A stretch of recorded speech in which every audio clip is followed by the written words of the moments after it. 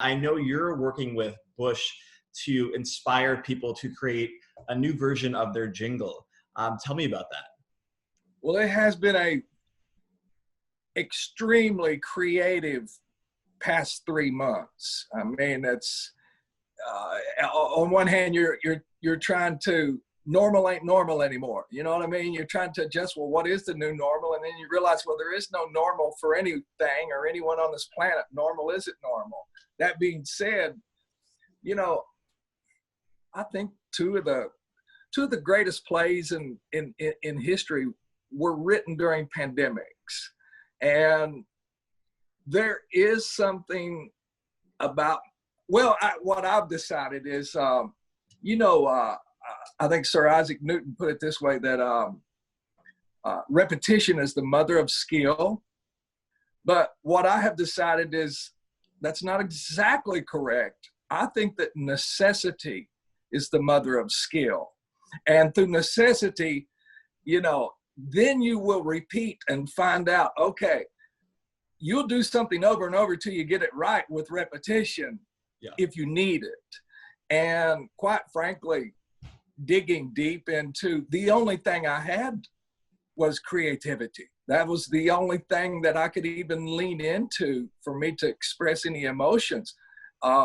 All the tours got shut down, and I was so excited about this year. I don't want to sound like I don't want to be a whiner, but oh man, we were playing the biggest festivals, the best festivals. The crowds were incredible from last year. And I was just, my gosh, I've made my living as a singer, songwriter, entertainer for 40 years. I know, gosh, that sounds crazy, doesn't it? But for 40 years, I've made my living entertaining people pretty much like 5 or 6 nights a week. All of a sudden, that wasn't allowed anymore. It didn't happen. The show was shut down. And man, it was hard. I'm still trying to adjust. I'm still trying to adjust as we speak and still leaning into it. The only way I can find to take some type of positive force toward it instead of just being on defense all the time is I just try to be as creative as possible and write as, I bet you I've written 100 songs in the last 3 months, and I'm sure I haven't written this many songs in the last 10 years. So there has been something extremely, when you lock down and it's necessary to find something else to think about or some way to channel your emotions and your heart and your mind. I mean, that's one thing, this whole thing has been tough on everybody in their minds. It's hard, not only physically, but mentally. It's been tough. That being said, I'll get off of that only to say, when Busch approached me about this commercial and this project, almost like I said about your parents' plates on the wall there, it took me back to a place in my mind that I remembered from the past that was so much simpler, so much, it was beautiful. Like thinking back on it, I go, okay, this song, the Busch, Head for the Mountains, I can see me and my dad in the late 70s watching a Super Bowl together.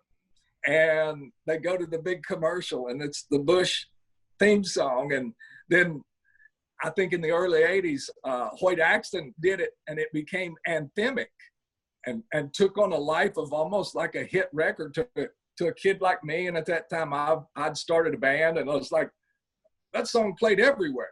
It was part of the fabric of who I am, where I'm from. It was like a backdrop, almost like a hit song from that time era. And the fact that it was inspiring other artists to have a chance to lend their creativity to something new, and B, actually have like a prize that you can win, and yeah, there's a cash incentive, you know what I mean? It's like, okay, that's exciting to a young or old struggling artist out there that goes, hey man, this is cool. This is a chance to, I like to think everyone has some type of dream. And I, to a fault, am a dreamer. I dream. If I didn't, I'm sure I would still, you know, be back in the hills of Appalachia somewhere, or perhaps not even alive. But I believe that, you know, that your mind is everything, that everything begins with a thought, and it's everything that's going to grow in your life. As you sow, so shall you reap. And it's the thoughts that you sow in your mind and your heart that will be the seeds to the fruit that will manifest in your life. Absolutely. And I just thought this was a positive thing. I love the fact that it inspires, you know, people to go outside their boundaries. You know, I told Lil Nas, I think I mentioned this maybe to you when we talked a year ago, that early on I told Lil Nas, I said, man, don't try to think inside the box. Don't try to think outside the box. Think like there is no box. Because that's the world we live in today. Even judged by the fact that I'm sitting here talking to you through this little, hey, this was called impossible 20 years ago, 10 years ago. This just didn't happen. So all of this is something that's spawned from the human being's mind. So anything is possible. It is. And some of my best conversations I've had with friends are over a drink. If you could pick one person to have a cold Busch beer with right now, who would it be? Oh man. Whew. Gosh, I'm just going to I'll be blatantly honest. I wish I was standing out in the middle of a field in front of about 10,000 people, and all 9,999 was looking back at me, and we was all raising a cold Busch, and we was just cheering to the fact that we survived. We're still here, and we are going to rock on. Life is a series of adjustments. Stuff happens in life. It just freaking does. And when it does, you have to adjust. Well, we've all just went through a big adjustment and still going through that adjustment. But I look forward to the day when I can stand back in front of the people. Hey, I would be thrilled to death for everybody to be toasting a cold Busch right now. And just, hey, let's do that. Kick into Old Town Road and maybe follow it up with Achy Breaky Heart and have a big time. I want to see people dance and sing and laugh and love. You know what I mean? And party on. I'm there for it. And speaking of Achy Breaky Heart, you rock this incredible mullet that, I mean, today your hair looks great too, but we know you for that mullet from that time. Would you ever rock it again? Anything is possible, I guess. I mean, but your hair now it looks so nice. Like, you have a great hairstyle. I just love the mullet because it's just retro. People are into it. There you go. Instant mullet. That's the great thing about this hairdo. If I get to missing my mullet, I just go full mullet. Yes. I mean, your fans would love to see that, I think. Outside of this and outside of work, you know, we're still trying to maintain some sense of normalcy in our lives. And I know you celebrated Father's Day this year, just last week. Did it feel extra special this year? Did it mean more to you considering everything that's happening in the world? Yeah, it's like everything. There's an opposite and equal reaction for everything. And for everything that feels really, really good, there's something else that might feel really, really bad. For everything that's light, there might be, you know, a darkness. We all got to reach for that light and that love. But there's always an opposite and equal reaction to everything. On one hand, this past Father's Day, Brandy came to see me, Trace and Brazen. So I had 3 of my kids, and we rode 4-wheelers and walked around the farm, and just, I reminded them how crazy I was, and they all laughed and said, Dad's crazy. And we had a great, crazy Father's Day. But on the other hand, you know, half of my family is on the other side of the country. And as we've all seen, I mean, California seems to have maybe hit maybe the brunt of the storm. Yeah. You know, at this point, and it's still, this storm ain't over, you know, and Father's Day yet in some ways was a reminder of the divide, you know, maybe that this pandemic has, unfortunately, it's, hey, again, normal ain't normal anymore. You know what I mean? So you just got to kind of, you know, you guys just got to kind of do the best you can do. Yeah. I think a lot of us have time on our hands to either be creative or they're on the internet. You were actually, you're trending right now on Twitter. There's a video on TikTok that is blowing up about the show Hannah Montana and your character.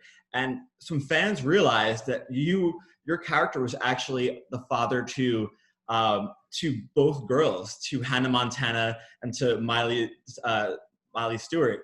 Did you ever think about that plot hole? Well, it's impossible for me not to. As we speak, I look to the right. I'm pointing that way, and I'm looking in Miley's bedroom in Tennessee where she grew up. I'm upstairs, and I'm in my half of the studio here, but I look right there. I see the thing that she made in the 3rd grade. I see her report card on a bulletin board. I mean, it's like, yeah, that's my little girl, and you know, she was born into this world as I knew she was special. You know, I knew she was special. That's why we named her Destiny Hope. Destiny Hope Cyrus is her name, and at least it used to be. But no matter what you call her, she still is Destiny Hope. She is a ray of sunshine. She is a special human being. She's got a great heart. You may know I wrote a song years ago. It was actually what got me my first record deal. Was a song I wrote about a Vietnam veteran called Some Gave All.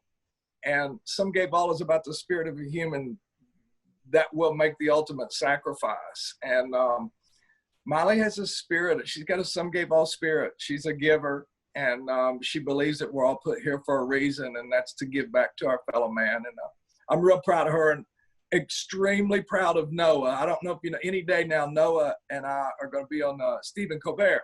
Yeah. And I don't know if you've heard Noah's new album, but it is absolutely mind-blowing. If they have the Grammys, she should be nominated for a Grammy. And that's just the way it is a really special record. And I'm looking forward to the Stephen Colbert show. I think it's if it's not tonight or tomorrow, it's first of next week, I think.